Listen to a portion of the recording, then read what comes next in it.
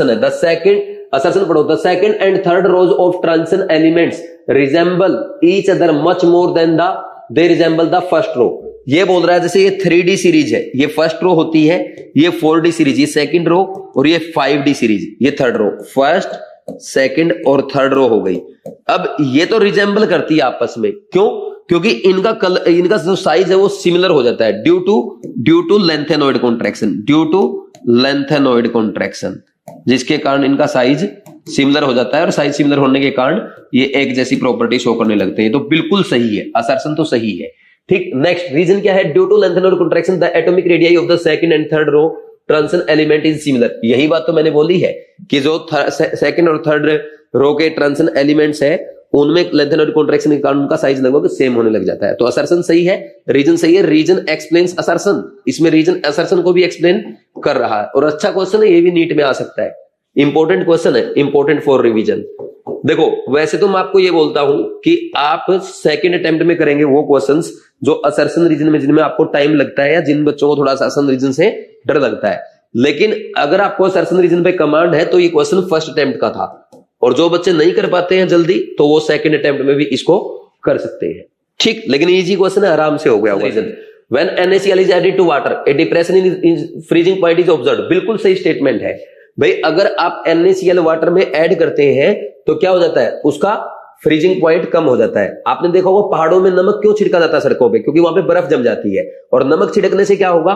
बर्फ अगर 0 degree Celsius पे जमना था, वो फ्रीज होना था वाटर को 0 डिग्री सेल्सियस पे, वो 0 की बजाय और कम पे होगा, जैसे -0.5 पे होगा, -1 डिग्री सेल्सियस पे होगा, तो उसके कारण फिर इजिली वहां पे बर्फ नहीं जमेगी। तो इसलिए पहाड़ों में सड़कों पे नमक छिड़का जाता है। तो पहली स्टेटमेंट सही है, फ्रीजिंग NaCl क्या करता है?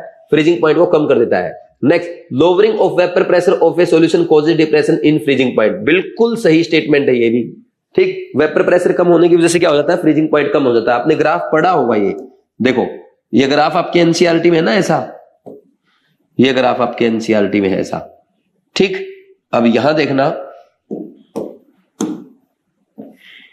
ठीक, ये प्योर सॉल्वेंट, ये लिक्विड है, लिक्विड सॉल्वेंट है, ये आपका सॉलिड सॉल्वेंट है, लेकिन है ये प्योर।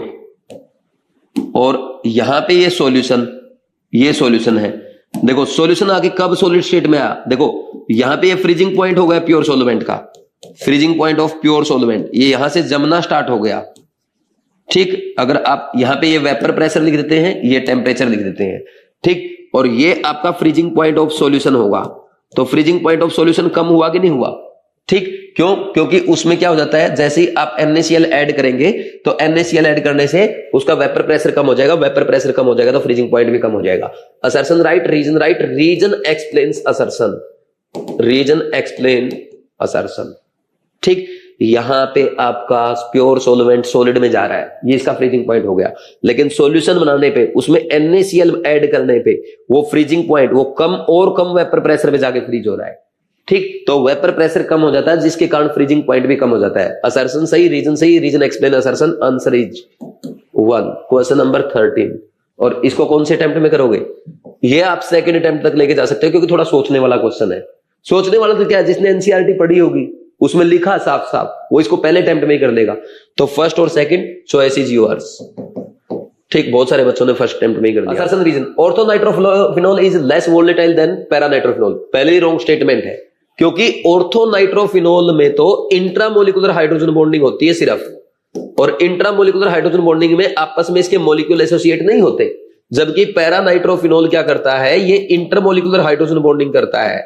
ये फर्दर आगे ऐसे ये इंटरमोलिकुलर हाइड्रोजन बॉन्डिंग करेगा ऐसे, ये देखो इसके साथ, ये दूसरे मॉलिक्यूल के साथ।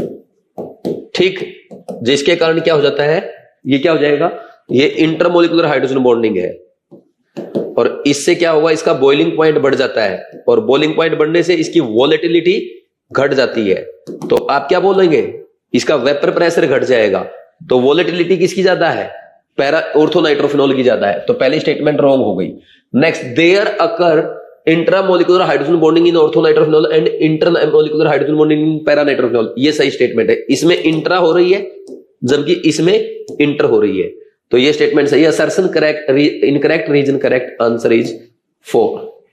तो ये क्वेश्चन भी आप असर्शन रीजन है, सेकंड अटेम्प्ट में भी कर सकते हो, चाहो तो फर्स्ट में भी कर सकते हो, आपकी मर्जी है। इसमें अगर कुछ लिखना तो लिख सकते हो। SF molecule has 2 type of structure in which structure B is more stable then A, यानी मोर स्टेबल देन A लिखना है, यहाँ पे A आएगा। ठीक, बिल्कुल सही है। जो B वाला स्ट्रक्चर है वो A से ज्यादा स्टेबल है। अब क्यों स्टेबल है? क्योंकि देखो A में अगर आप यहां पे देखेंगे ये लोन पेयर और बॉन्ड पेयर रिपल्सन होगा। एक्चुअल में क्या है, 3 फ्लोरीन ऐसे आए, इनके ऊपर लोन पेयर आया, तो ये क्या बनेंगे, 3 lone pair bond pair repulsion बनेंगे। कितने बनेंगे? 3 lone pair bond pair repulsion आ रहे हैं यहां पे, है ना।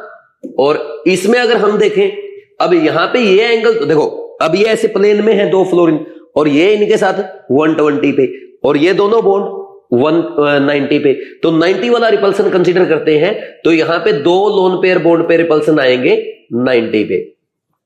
2 bond pair lone pair bond pair repulsion है 90 डिग्री पे, और वो भी 90 डिग्री पे है। ठीक, तो 90 डिग्री पे जहां पे रिपल्सन ज्यादा है उसकी स्टेबिलिटी कम, तो उस स्ट्रक्चर को कंसीडर नहीं करेंगे, यानी वो कम स्टेबल होगा। तो बी वाला स्ट्रक्चर में क्या है, यहां पे 2 loan pair bond pair repulsion 90 degree के, जबकि उसमें 3 है, तो एक इसमें रिपल्सन कम होगा, ये ज्यादा स्टेबल होगा, ये इसका स्ट्रक्चर कंसीडर किया जाएगा। ठीक, नेक्स्ट देखो, असर्शन सही है। अब रीजन पढ़ो। Reason, lone pair bond pair repulsions decide the greater stability of the structure, बिल्कुल सही स्टेटमेंट है। इन स्ट्रक्चर के according lone pair bond pair repulsion जहां पे होगा, कम होगा, उसके अकॉर्डिंग स्टेबिलिटी डिसाइड की जाएगी। तो lone pair bond pair repulsion कम कहां था, आपके सेकंड में, इसलिए स्टेबिलिटी ऑफ बी क्या है, ए से ज्यादा है, क्योंकि जहां पे lone pair bond pair repulsion कम होगा उसकी स्टेबिलिटी ज्यादा होगी। तो रीजन सही भी है, एंड रीजन एक्सप्लेन कर रहा है असर्शन को। बोलो, इसमें कोई डाउट नहीं होना चाहिए। आपके एनसीईआरटी की लाइन से बनाया गया क्वेश्चन है, आंसर आ जाएगा 1। Both assertion and reason are correct, and reason is correct explanation of assertion. Question number 40, energy of the orbitals in hydrogen और hydrogen like species depend only on quantum number. बिल्कुल सही बात है भाई। अगर हम बात करें सिंगल इलेक्ट्रॉन स्पीसीज की, उनकी एनर्जी ओनली किस पे डिपेंड करती है, ये डिपेंड करेगी आपकी only and only quantum number पे। यानी 2s 2p की एनर्जी सेम, 3s 3p और 3d के ऑर्बिटल्स की एनर्जी सेम। ठीक, किस पे डिपेंड कर रही है, ओनली n पे। ये हाइड्रोजन लाइक स्पीसीज है। ठीक, और अगर आप बात करोगे मल्टी इलेक्ट्रॉन स्पीसीज की, उनमें ये 1s, उससे ज्यादा 2s, 2s से ज्यादा 2p, 2p से ज्यादा 3s, 3s से ज्यादा 3p और 3p से ज्यादा 3d और 3d से कम होती है 4s की। ये देखो, ये डिफरेंट है, ये मल्टी इलेक्ट्रॉन है। बिल्कुल सही स्टेटमेंट है उसकी, इस पे ओनली n पे डिपेंड करेगी। रीजन है, energy of the orbitals in multi electron atom depend on quantum number n and l। बिल्कुल सही है, n के चेंज होने के साथ चेंज होगी, और n प्लस l, यानी n प्लस l, ये n एंड l दोनों पे डिपेंड करती है। बिल्कुल सही बात है। आप लिखते हो energy as value of n plus l increase, n plus l increase हो करेगा, एनर्जी इंक्रीज करेगी। n प्लस l की वैल्यू सेम आ जाए तो जिसका n ज्यादा उसकी एनर्जी ज्यादा। तो बिल्कुल सही है, n और l दोनों की वैल्यू पे डिपेंड करेगी मल्टी इलेक्ट्रॉन में। लेकिन एक बात देखो, दोनों स्टेटमेंट सही है, लेकिन असर्शन बात कर रहा है सिंगल इलेक्ट्रॉन स्पीसीज की, रीजन बात कर रहा है मल्टी इलेक्ट्रॉन स्पीसीज की, तो दोनों अलग अलग स्टेटमेंट होगी ना, बिल्कुल एक टाइप से, तो ये इसको एक्सप्लेन कर ही नहीं सकता है। तो assertion reason both correct, but reason is not correct explanation, answer is 2। Assertion right, reason right, reason doesn't explain assertion. आसान क्वेश्चन था, आई थिंक सबने कर लिया होगा।